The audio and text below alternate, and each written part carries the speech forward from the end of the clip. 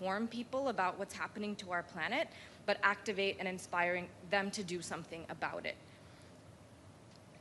But before my role at Time, I have spent my career trying to protect forests, working with frontline communities, collaborating with businesses, all in the pursuit of trying to build a livable, resilient, and thriving planet. Today's gathering is not just an event, it's a signal. It's a signal that the climate crisis is not a fringe issue. It's an economic and it's a strategic imperative for all of us. We are joined this morning by ambassadors, by permanent representatives, ministers, permanent representatives, principals from the UN, and very importantly, Ambassador André Correa do Lago, who is the president-designate of COP30. Thank you all for being here. We also are complementing this event with more than 70 concurrent events to promote the findings of this report, including 40 live events in all of the UN regions around the world, Asia Pacific, Latin America, Central Asia, Europe, and Africa. This event will also be live streamed in 6 languages in addition to English, which really represents the global nature of this event. Now, we're here because the reality on the ground is changing. Ultimately, that means that our story must also change. As climate devastation accelerates, so does the clean energy revolution. As risks mount, so do the rewards of a new economy built on resilience, justice, and innovation. It is now my profound privilege to welcome to the stage a leader who has never wavered in telling the truth with urgency, clarity, and moral force. Please join me in welcoming the Secretary-General of the United Nations, António Guterres.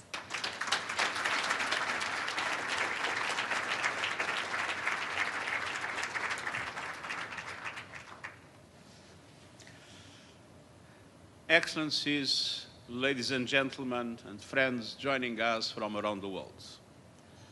The headlines are dominated by a world in trouble, by conflict and climate chaos, by rising human suffering, by growing geopolitical divides. But amidst the turmoil, another story is being written, and its implications will be profound. Throughout history, energy has shaped the destiny of humankind, from mastering fire to harnessing steam to splitting the atom. Now we are on the cusp of a new era. Fossil fuels are running out of road, and the sun is rising on a clean energy age. Just follow the money. $2 trillion went into clean energy last year. That's 800 billion more than fossil fuels, and up almost 70% in 10 years. A new data released today from the International Renewable Energy Agency shows that solar, not so long ago 4 times the cost of fossil fuels, is now 41% cheaper. Offshore wind, 53%. And over 90% of new renewables worldwide produced electricity for less than the cheapest new fossil fuel alternative. This is not just a shift in power. This is a shift in possibility. Yes, in repairing our relations with the climate. Already, the carbon emissions saved by solar and wind globally are almost equivalent to what the whole European Union produces in a year.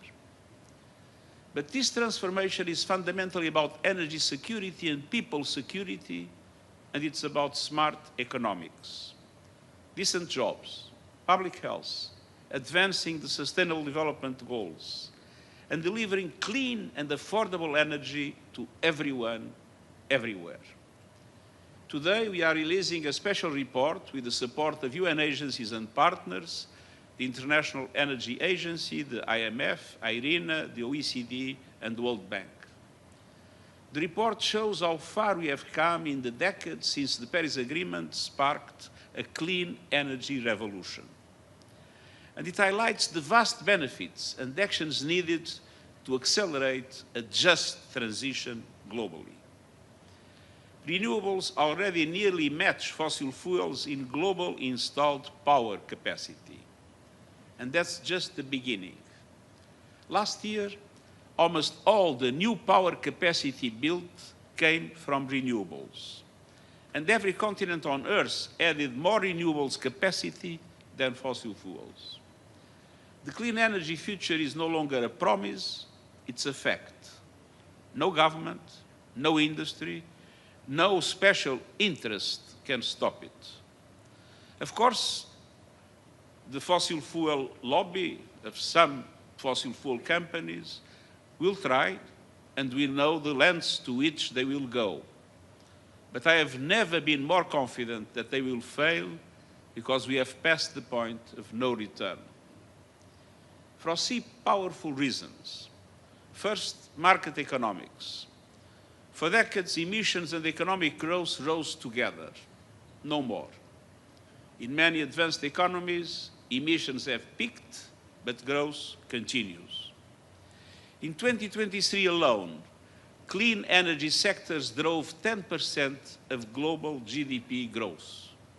In India, 5%. The United States, 6%. China, a leader in the energy transition, 20%. And in the European Union, nearly 33%. And clean energy sector jobs now outnumber fossil fuel jobs, employing almost 35 million people worldwide. Even Texas, the heart of the American fossil fuel industry, now leads the US in renewables. Why? Because it makes economic sense. And yet, fossil fuels still enjoy a 9-to-1 advantage in consumption subsidies globally, a clear market distortion. And to that, the unaccounted costs of climate damages on people and planet, and the distortion is even greater. Countries that cling to fossil fuels are not protecting their economies, they are sabotaging them, driving up costs, undermining competitiveness, locking in stranded assets, and missing the greatest economic opportunity of the 21st century. Excellencies, dear friends. Second, renewables are here to stay because they are the foundation of energy security and sovereignty. Let's be clear, the greatest threat to energy security today is in fossil fuels. They leave economies and people at the mercy of price shocks, supply disruptions, and geopolitical turmoil. Just look at Russia's invasion of Ukraine. A war in Europe led to a global energy crisis. Oil and gas prices soared, electricity and food bills followed. In 2022, every household around the world saw energy costs jump 20%. Modern and competitive economies need stable, affordable energy, and renewables offer both. There are no price spikes for sunlight and no embargoes on wind. Renewables can put power, literally and figuratively, in the hands of people and governments. And almost every nation has enough sun, wind, or water to become energy self-sufficient. Renewables mean real energy security, real energy sovereignty, and real freedom from fossil fuel volatility. Dear friends, the third and final reason why there is no going back on renewables is the access. You can't build a coal plant in someone's backyard, but you can deliver solar panels to the most remote villages on Earth. Solar and wind can be deployed faster, cheaper, and more flexibly than fossil fuels ever could. And while nuclear will be part of the global energy mix, it can never fill the access gaps. All of this is a game changer for the hundreds of millions of people still living without electricity, most of them in Africa, a continent bursting with renewable potential. By 2040, Africa could generate 10 times more electricity than it needs entirely from renewables. And we are already seeing small-scale and off-grid renewable technologies lighting homes and powering schools and businesses in remote areas. And in places like Pakistan, for example, people power is fueling a solar surge. Consumers are driving the clean energy boom. Excellencies, dear friends, the energy transition is unstoppable, but transition is not yet fast enough or fair enough. OECD countries and China account for 80% of renewable power capacity installed worldwide. Brazil and India make up nearly 10%, Africa just 1.5%. Meanwhile, the climate crisis is laying waste to lives and livelihoods. Climate disasters in small island states have wiped out over 100% of GDP. In the United States, they are pushing insurance premiums through the roof. And 1.5-degree limit is in unprecedented peril. To keep it within reach, we must drastically speed up the reduction of emissions and the reach of the clean energy transition. With manufacturing capacity racing, prices plummeting, and COP30 fast approaching. This is our moment of opportunity, and we must seize it. We can do so by taking action in 6 opportunity areas. First, by using new national climate plans to go all out on the energy transition. Too often, governments send mixed messages. Bold renewable targets on one day, new fossil fuel subsidies and expansions the next. The next national climate plans, or NDCs, are due in a matter of months. They must bring clarity and certainty. The G20 countries must lead. They produce 80% of global emissions. The principle of common but differentiated responsibilities must apply, but every country must do more. Ahead of COP30 in Brazil this November, they must submit new plans. And I invite leaders to present their new NDCs at an event we will host in September during General Assembly High-Level Week. These must cover all emissions across the entire economy, align with 1.5-degree limit, integrate energy, climate, and sustainable development priorities into one coherent vision, and deliver on global promises to double energy efficiency and triple renewables capacity by 2030, and to accelerate the transition away from fossil fuels. These plans must be backed by long-term roadmaps for a just transition to net zero energy systems in line with global net zero by 2050. And they must be underpinned by policies that show that the clean energy future is not just inevitable, but investable.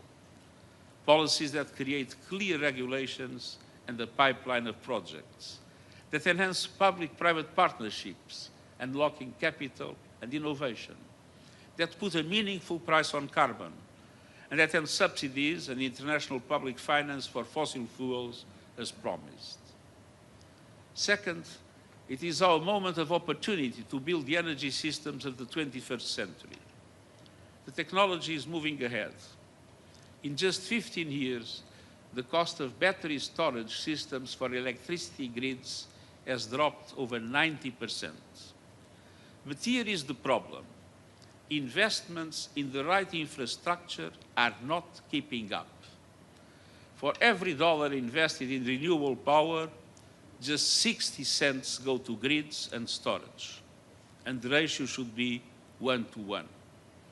We are building renewable power, but not connecting it fast enough.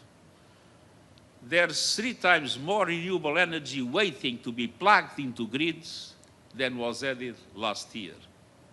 And fossil fuels still dominate the global total energy mix.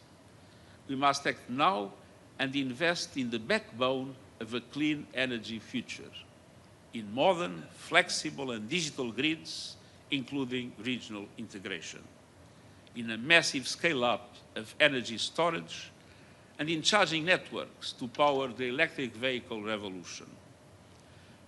On the other hand, we need energy efficiency, but also electrification across buildings, transport, and industry. That is how you unlock the full promise of renewables and build energy systems that are clean, secure, and fit for the future. Third, this is our moment of opportunity to meet the world's surging energy demand sustainably. More people are plugging in.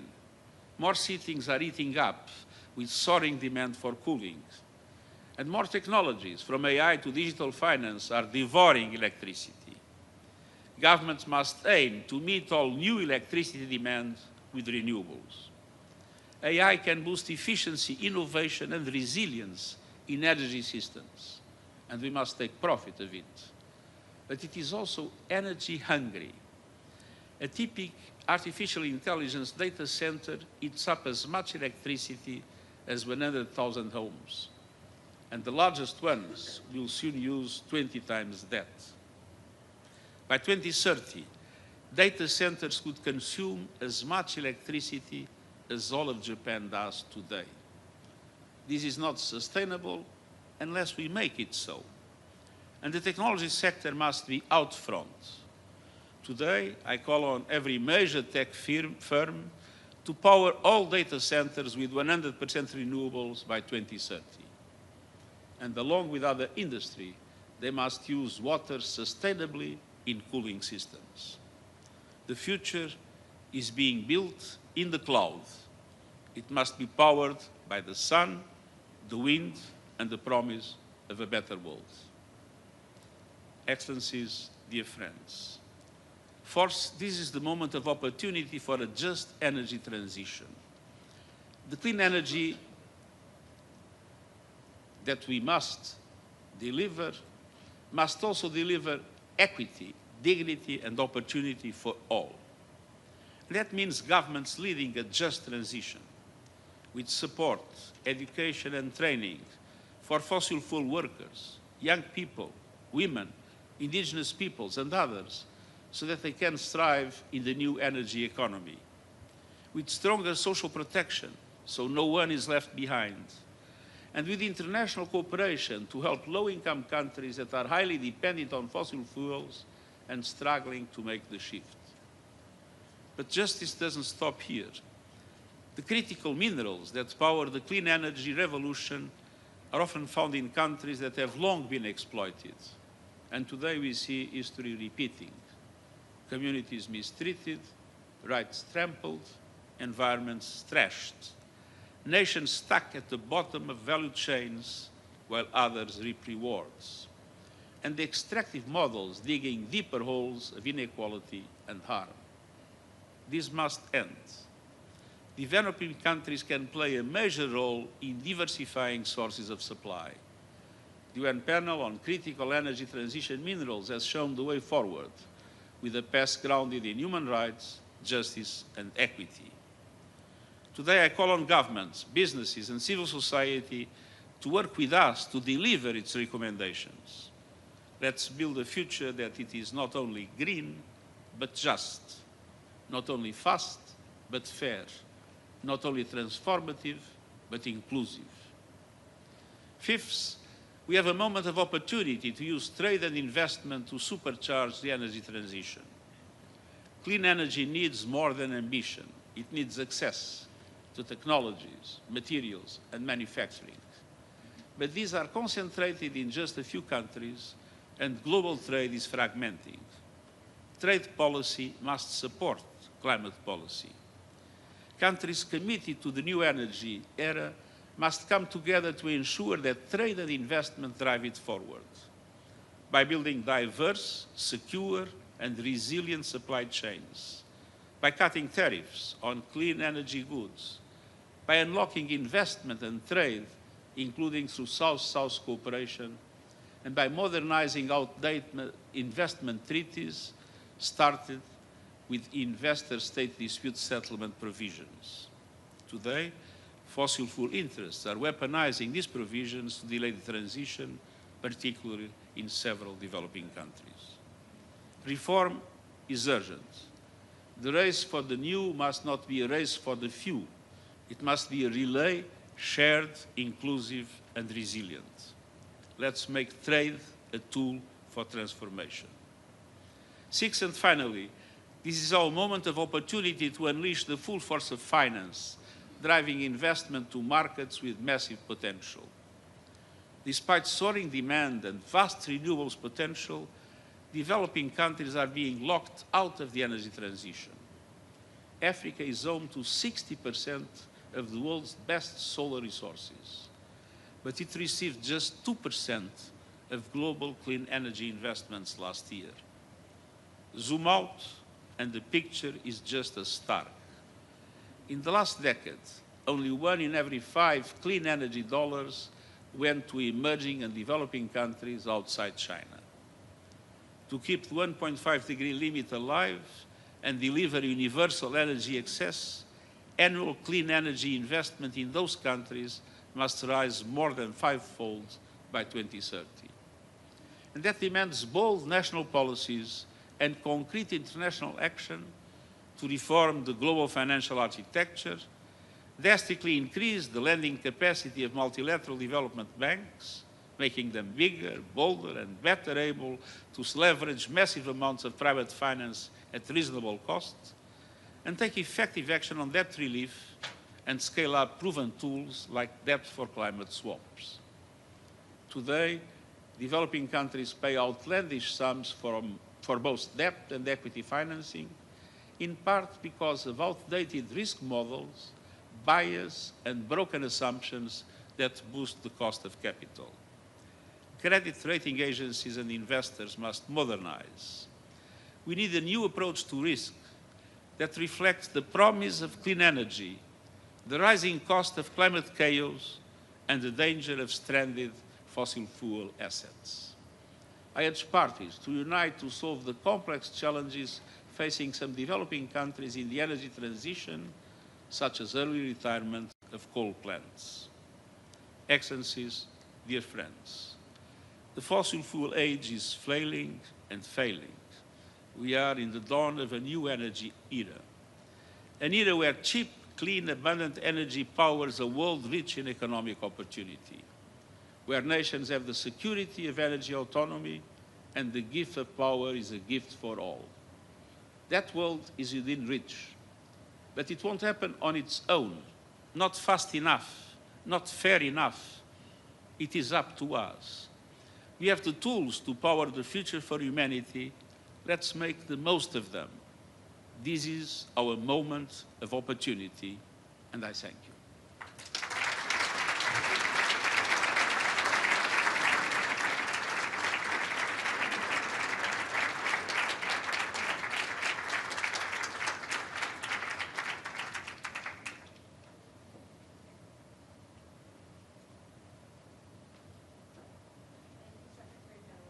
Powerful remarks.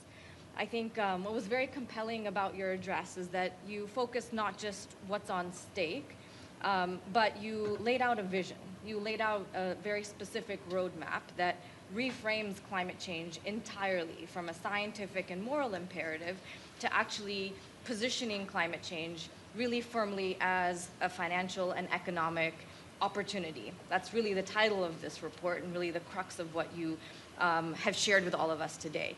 Now, what I'd like to have is a short dialogue with you to address some of the pressing concerns or some of the pending questions that may come to mind for some who have read this report. To start off, I'd really like to focus on this fundamental issue that you've raised, which is this reframing of climate change. You've really identified key levers of financial and economic opportunity, but that really comes at odds with the dominant narrative around climate change, which focuses on a conversation around sacrifice and cost. There's this perception that climate action is a net cost, that you have to give up something, that you have to give up the opportunity for growth. What would you say, how would you address or this shift in perception or the need to bridge the gap from the possibility of what we know is the opportunity and what people believe and what they think about climate action?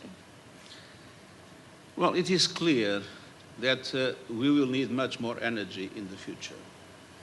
And it is clear that today the cheapest and easiest way to increase energy capacity is through renewables.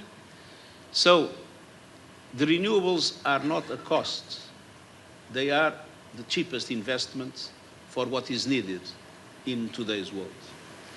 And on the other hand, I think it's important to move what is usually, and I myself probably sometimes fall in that trap, which is a description of the realities of climate change in the world, with all the terrible disasters that are happening, with emissions still growing, with devastating impacts in different areas of the world where human life is becoming more and more difficult. Small islands, desertic areas in Africa, the floods, the heat waves, I mean, the glaciers melting, the rising sea level. And it's important to say that all this is true. We are in a very dramatic situation. We are at risk of losing the possibility to keep the rising temperature limit at 1.5 degrees. But now we have the tools and the instruments to do what is needed to stop this evolution. The problem is that we have science on our side, we have the economics on our side, but we do not yet have political will everywhere on our side. Yeah. So it's possible for us to hold space for both of those truths, that we are running out of time, that there is this severe urgency, but we now, more than ever before, have the tools, resources, technologies at our disposal to address it within a reasonable time frame, within the next 5 or 10 years. The other reaction that we may get to this report is that we are in a moment of significant geopolitical challenges, whether it's human rights violations, conflicts, wars around the world, economic challenges. Some may question, why did you use this platform and this stage to focus on climate, focus on this topic, as opposed to other ones that may feel more immediate or urgent? Well, let's be clear. This is the right moment for a new offensive in bringing to the global public opinion the climate issues. And for two reasons. Governments are now taking the decisions that are essential for the presentation of adequate national climate plans, the so-called NDCs, in September. So this is the moment to put on the table very strongly everywhere in the world and to mobilize public opinions to put pressure on governments in order to make sure that those NDCs have the right measures and have the right impulse in the energy transition. Second reason is that we are launching the COP, and I have the enormous pleasure to have the president of the COP here. And so this is the moment to accelerate the global discussion that is needed in order to make the COP a success. But on the other hand, let's be clear. Of course, I mean, I will be speaking about Gaza in a few minutes in the Security Council. I mean, we all are aware of the dramatic problems that we are witnessing in the world. On the other hand, the media is many times concentrated in the fireworks of politics. So it's sometimes difficult to bring these issues to the public opinion. But let's not forget that climate change is an existential question. And so what would be a crime is to forget about climate change because we need to concentrate on the more pressing issues of this moment, because they are only theoretically more pressing. Nothing is more pressing than to accelerate the energy transition and all the other strategies of the green economy and the green society in order to make sure that we keep the 1.5 degrees alive. We are on the verge of making it irreversible to lose the 1.5 degree limit. And that is something we need to avoid at all costs. this is the moment to act about it. Yeah. And what's so important is to recognize that all of these crises are interconnected, right? We can't take any one of them in isolation. Climate change is a factor of insecurity, of instability. I mean, if you look at the floods and the drought in many areas, the increase of poverty that they generate, the increase of hunger they generate. Look at the Sahel. The Sahel is today the fantastic area for terrorists to thrive. And one of the reasons is because the economy is becoming more and more difficult as climate change makes less and less areas available for cultivation. So people are living in worse and worse conditions because of climate, and this is an enormous impulse to the terrorism activities in the Sahel. So even when we talk about the dramatic problems of security in the world today, let's not forget that climate change is a dramatic accelerator of instability. Yes. And the other thing that you mentioned is the stories, right? It's the narrative and the fact that climate change is always positioned in the context of disasters or things that are going in the wrong direction, something happening to us, and we lose agency. So I think for a takeaway for everybody in this room is also to talk about the opportunity, to not talk about climate change solely as something in the negative direction, uplift those stories, uplift those heroes, those innovators that are on the front lines of creating new economies, and that will be an engine for hope and for inspiration. I contact many young people, starting by my family, and I have to say that we see lots of young people with a deep sense of depression because of climate change. And we need to fight it. And to fight it is to say, this is not inevitable. We have the tools, the instruments, and the capacity to change course and to make sure that human and planet dimensions can be brought together. And it is really important to show the reality as reality is, not to try to, I would say, put a rosy scenario on what's happening, but at the same time to show that we can change that scenario and make it much better than what it is today if we take the decisions that the economy and the science today make possible. Yes, because this also dominant narrative of it's too late is also defeating. Just the doom and gloom is not the solution of the messaging we need. We need to explain the dramatic situations we have, but we need to prove that there are reasons to be hopeful, and those reasons depend, of course, on the political will of those that have responsibilities, and that is why it is so important to mobilize public opinion, to put pressure on governments to take the right decisions.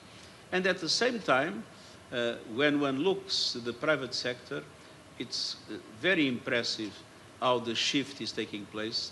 For a very simple reason, people would like to make more money. Yes. So it's kind of the carrot and the stick, and the carrot exists because, and that the private sector is moving because those opportunities. Markets are still distorted, and they are distorted against renewables. And in many countries, we still lack the regulations and the instruments to facilitate it. But that is one reason more to tell governments, take the right decisions, allow markets to work in a fair way, and at the same time, make sure that the transition is just.